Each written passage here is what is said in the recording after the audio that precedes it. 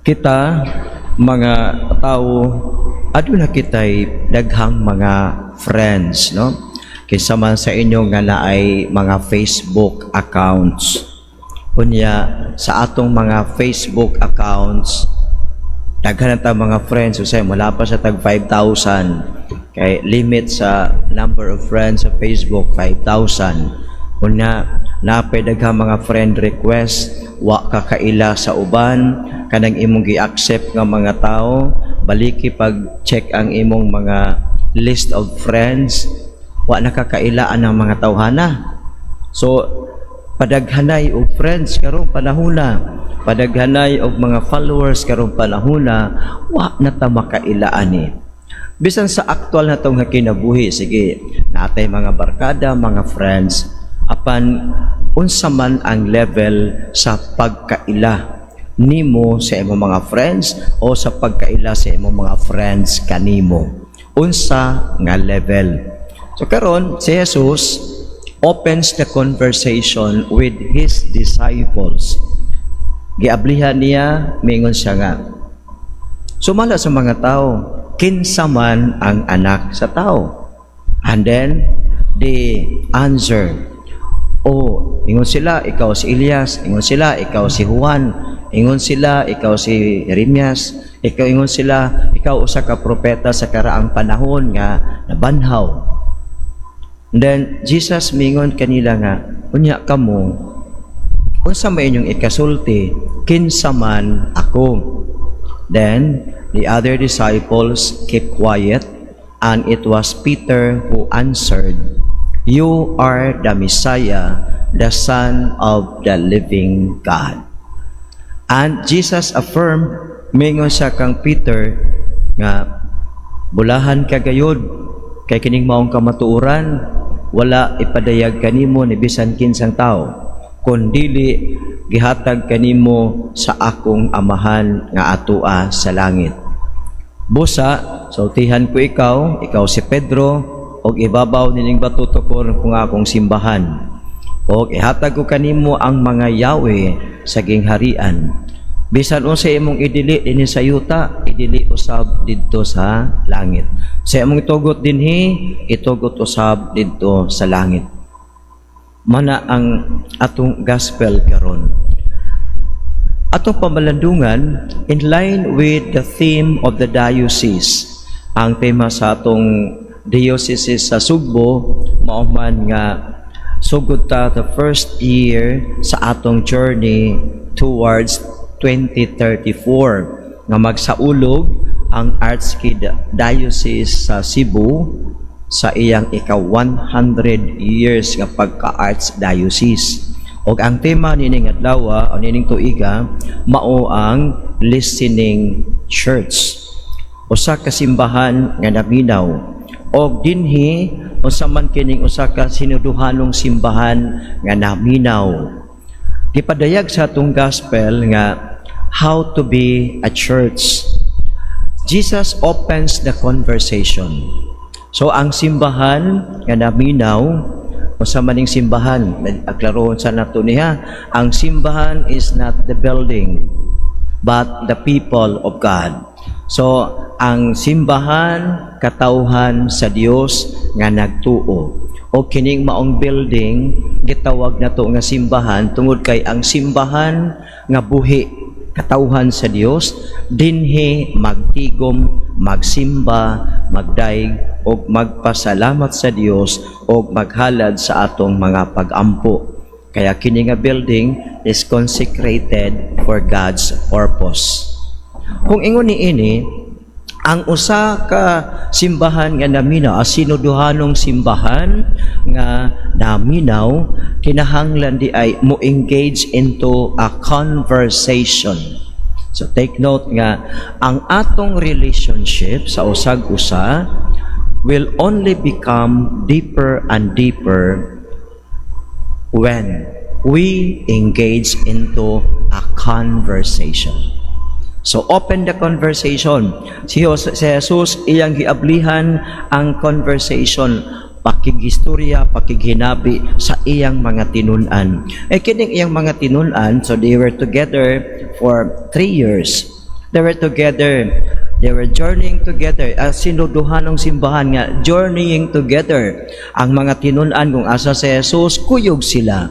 Ang mga tinunan, mga saksi sa milagro ni Jesus ngayang nabuhat diha sa pagpakaon sa mga gigutom, pag-ayos mga balatian, pagpalayas sa mga demonyo, mga kasinatian diha sa trahedya diha sa mga kahadlok diha sa lake o gaban pa yung mga higayon because they were together with Jesus. So ang sinuduhanong simbahan, together we journey. Hiniosa nga panaw. Kunya nining hiniosang panaw atong hinumduman nga samtang kita magkuyog, samtang kita naghiusa, samtang kita naa sa usag-usa, ang presence nato has an impact. Ang imong presensya dunay impact sa imong mga higala, sa imong mga kauban.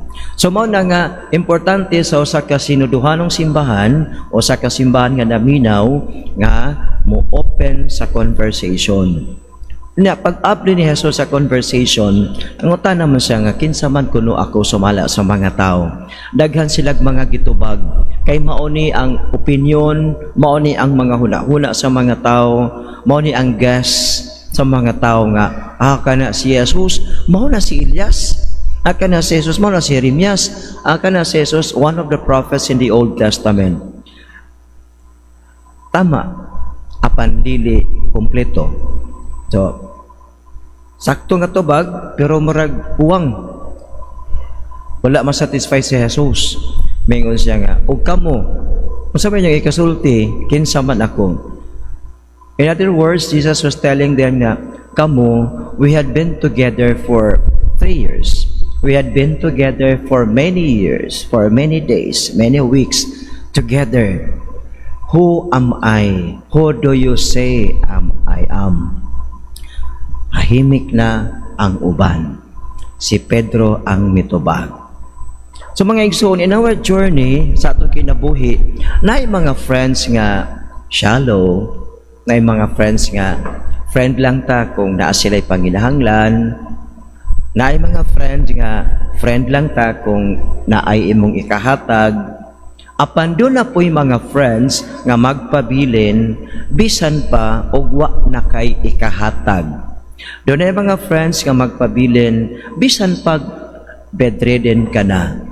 Doon ay mga friends nga tinuod, higala, hangtod sa kamatayon. So, makilala mo ang usang nga level ang imong pagkaila kang Jesus.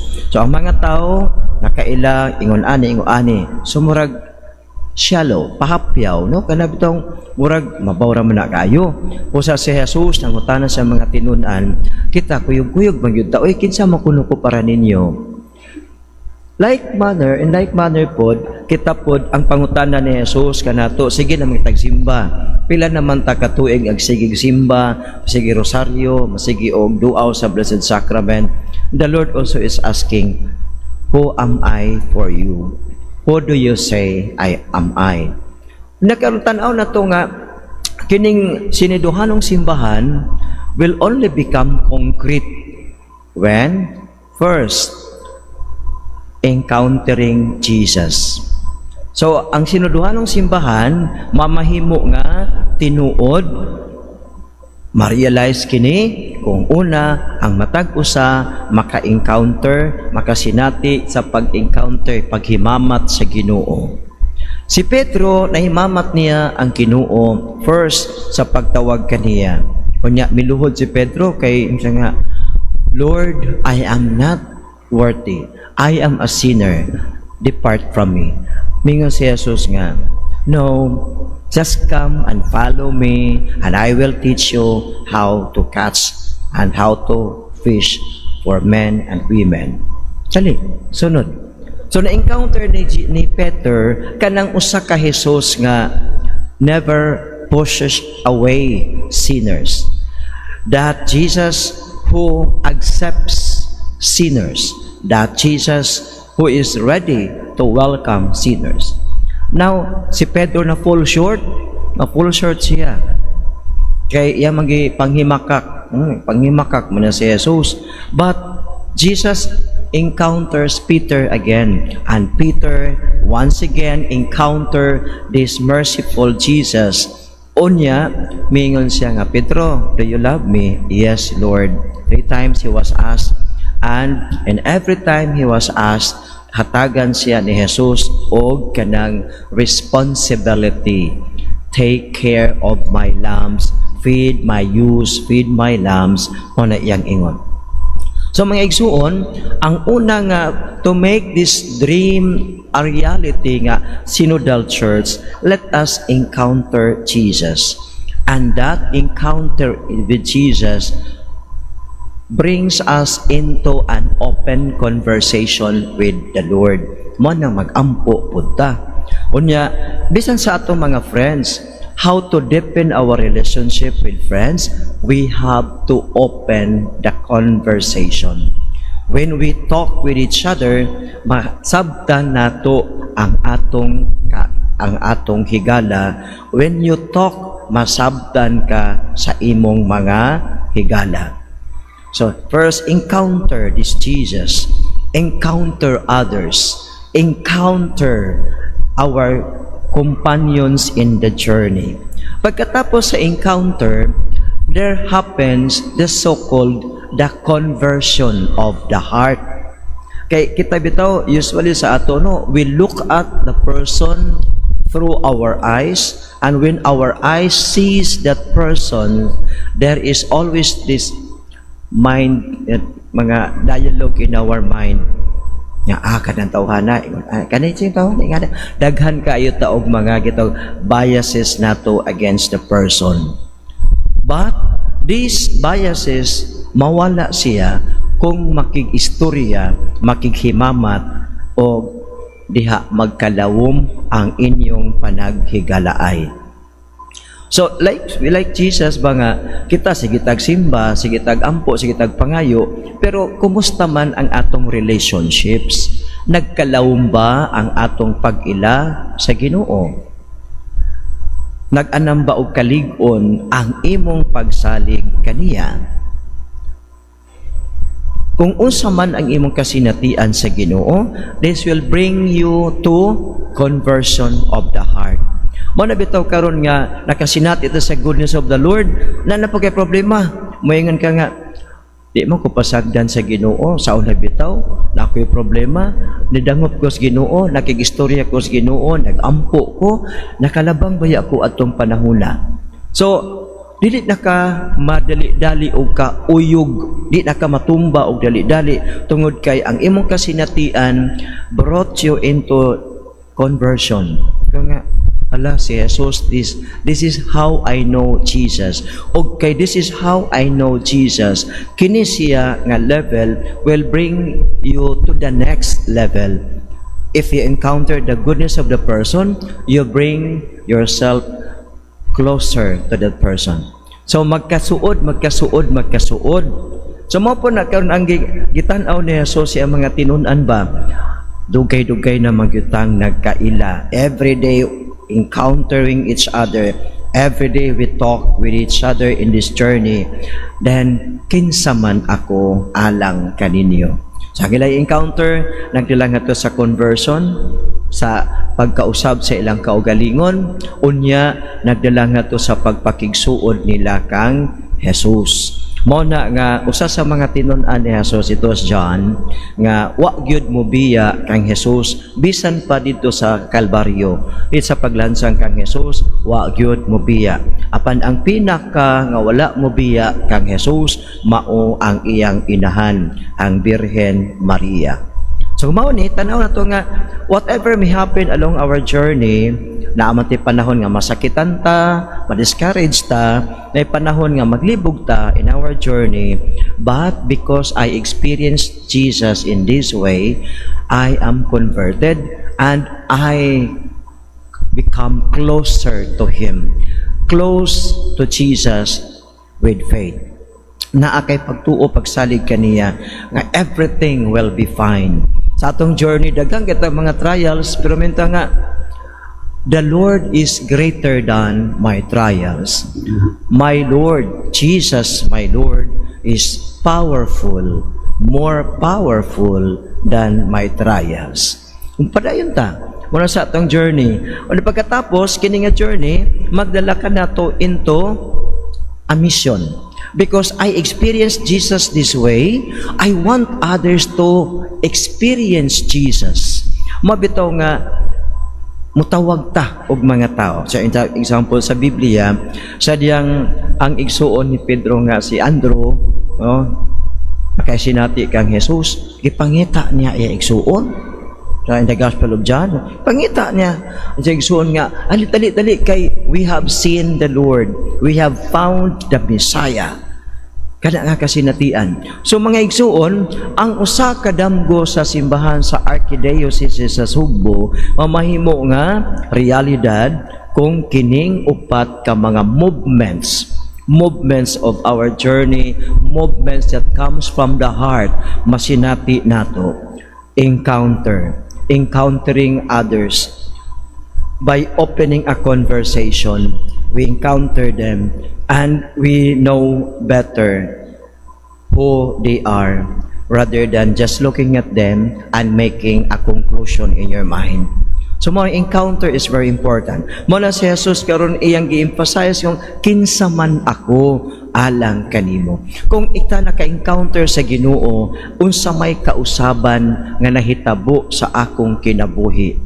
Kung ako kaniadto usa ka sako nga sigarilyo ang mahurot nako sa usa ka buwan, karon nga nakasinati ko kang Jesus, when I encountered Jesus, I now understood nga my body is the temple of God. Then I must take care of this. Kung kita kaniadto binakid-bakid ang atong mga tungo, mga usana pamalikas, but we encounter Jesus.